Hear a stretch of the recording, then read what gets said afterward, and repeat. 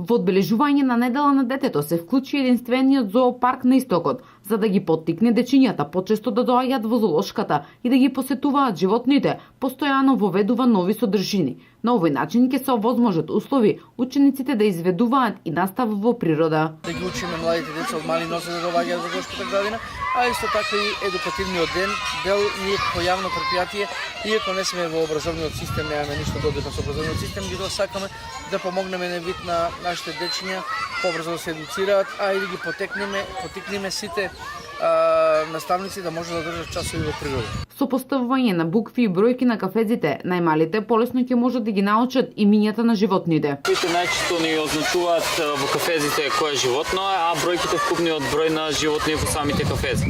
Значи преку едукација и игра сакаме малку учениците да ги научиме да доаѓаат како во зоопаркот, така и да ги научат и бројките и буквите. Кај дечињата новата едукативна содржина предизвика голем интерес. Во зоолошката градина тука ги учиме и бројките и буквите. Ова е буквата П, право на полуните, а ова е бројот 6. Ова е буквата Г, а ова е бројот 15. Оваа година општина Штип за прв пат во рамките на недела на детето има возможи едночасовна посета и забава на неколку игротеки на децата од детската градинка Вера Циривери Трена. За одржување на недела на детето се организираат низа активностите културни, забавни, спортско-рекреативни активности од областа на екологијата и други настани посветени на детето.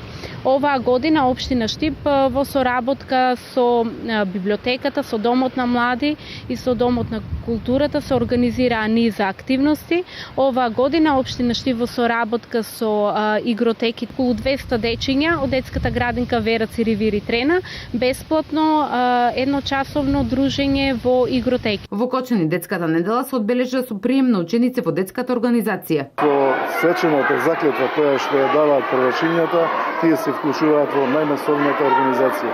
Оваа година имаме 345 нови првачиња, нови членови и јас им посакувам да имаат убаво детство, да имаат среќа и да ги почитуваат оние обврски кои што им ги даваат и родителите во семејството и наставниците во образованието. Секоја година првата недела од месец октомври е посветена на детските права.